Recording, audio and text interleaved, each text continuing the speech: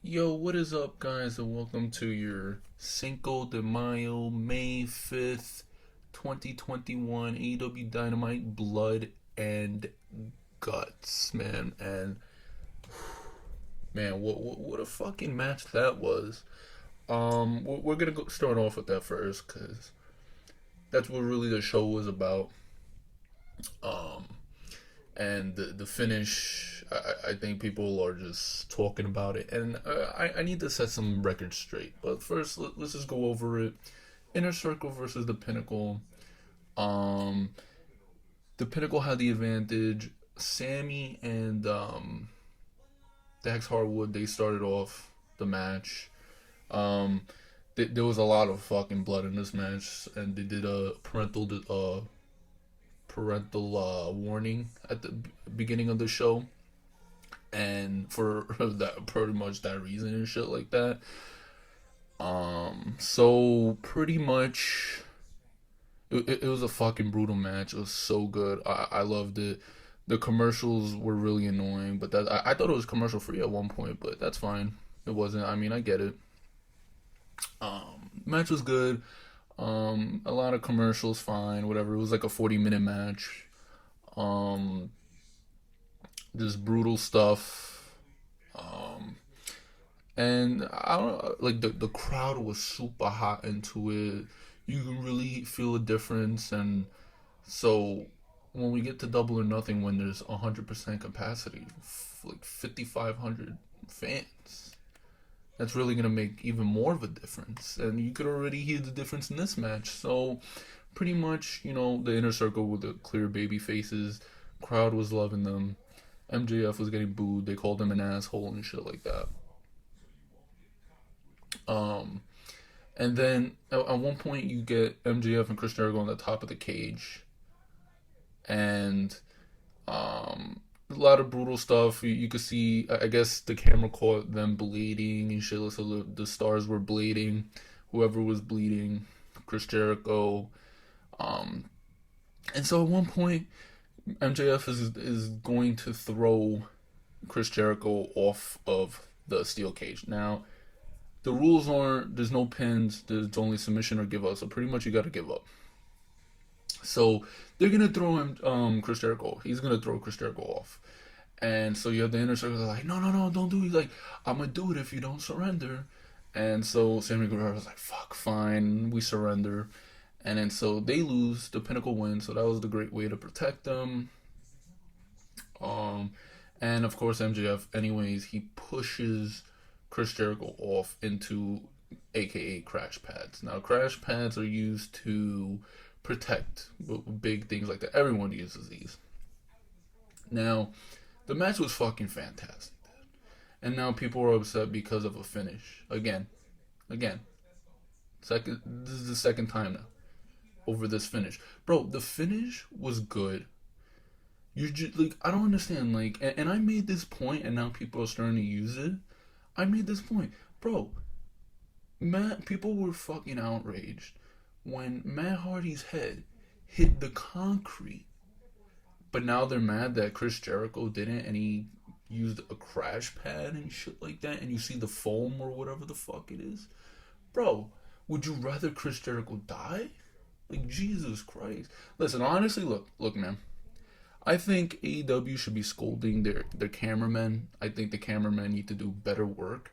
But even if, like, they just showed the fall and they didn't show the crash pad and they just showed the cage, like, people would have said it looked fucking stupid too. So honestly, it's a lose-lose situation. um but I really don't get it, man. I really don't get it. Wrestling is fake. When you see two people punching each other, they're not really punching each other. Does that ruin the show for you? Like, I don't understand. It's fake, bro. Like, oh, they did. Someone said, oh, they really exposed the business. Like, yeah, that wasn't exposed like 10 years ago, decades and decades ago. So, I mean, really, genuinely, people are crying, but it's like, like if you were upset with the Matt Hardy shit, you can't really, like, what do you want them to do? What do you want them to do? you know that they're not gonna fall on fucking concrete. So, I mean, come on, man. Just I don't know, man. That's pretty much that thing. Other than that, that was live. Everything else was taped. You got by the way, guys, like this is like 1:32 in the morning, like 4 hours, almost 5 hours after the show ended, and AEW Dynamite is still trending number 2. Like this is gonna do big ratings. It's gonna be big fucking show. Like the hype is real for this show. It was really real. So then you had like Kenny Omega and Michael Nakazawa, but only Nakazawa came out, and Don Callis was like, "Yo, you're gonna have to do this on your own, pal." And it's like, "Oh fuck." And Kingston and John Moxley come out, but then Kenny Omega comes from behind, and then they do the match, and they actually showed the 2 rings. I'm surprised, but yeah. So all the matches had both rings in it. It was cool, and obviously, you know, Kenny Omega left, and Eddie Kingston and John Moxley beat Michael Nakazawa, but then like the OG Bullet Club with the Young Bucks and them, they come out and they start beating up John Moxley and them. So I thought maybe we were gonna see like a debut or something, but nah, nothing happened there. So that was the beatdown. Commentary hypes up the card. Then they do like for Double or Nothing, Britt Baker versus Sheeta. You're gonna see a new women's champion, QT Marshall versus Cody Rhodes. Thank God Cody won, but then you had Anthony Ogogo beat up Cody Rhodes and cover him with the flag, the UK flag or whatever fuck. So this should be a better feud than QT Marshall. Keep QT Marshall, the ratings killer, off television. So that's good. Cody got his win. Then you had, oh man, like Ethan Page and Scorpio Sky cut a promo. Then Darby Allin beats them from behind, and there's no sting because he got beat up last week, and they beat Darby Allin up in the room down the stairs. So that was a good segment. Great, loved it. Then the medics check on Darby. Britt Baker versus Julia Hart. Obviously, you know who won. Britt Baker. Oh God, I can't wait until she's champion, dog. I have to wait. Double or Nothing. Taz does he breaks down Christian Cage's work, video package, whatever. Then you had like the last match on the first hour. Jungle Boy. Alright, so Jurassic Express versus SCU versus the Acclaimed versus Varsity Blondes. The Acclaimed called the Young Bucks Young Cucks, and said someone's going to be on the dark side of the ring. It was a pretty good rap. And obviously SCU are winning. So SCU versus Young Bucks next week, and obviously the Young Bucks are going to retire SCU. So there's a heel heat for the Young Bucks.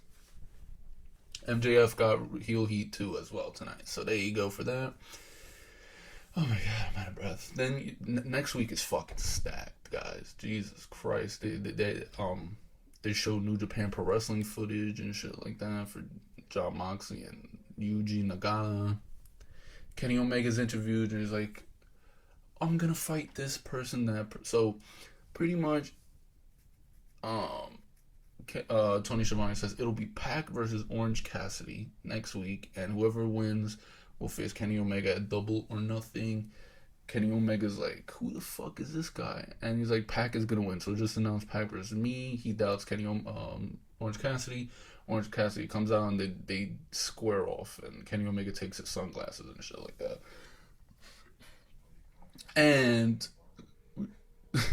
Orange Cassidy was the biggest pop of the night, probably. One of the biggest pops of the night. And then people were like, oh, I want to see Pac. Fuck Orange Cassidy. First of all, I don't have a problem with either of them wins, but I think Pac is a heel, so heel versus heel. I mean, really, I don't know, but I think it's obvious Orange Cassidy's gonna win. But I wouldn't have a problem if Pac win, but to fucking guys, you guys are turning on Orange Cassidy for no reason. What is this? It's Orange Cassidy, bro. Super popular.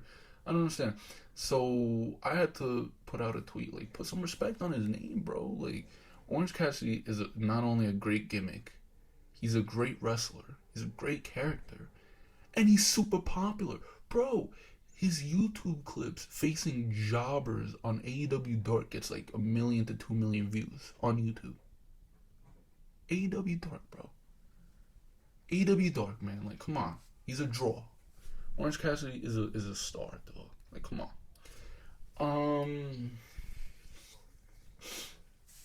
Then you seen Miro, and he's like, I'm gonna face TNT champion Darby Allin next week, and they're like, oh, Darby can't compete. He's like, fuck it, so he's got to forfeit.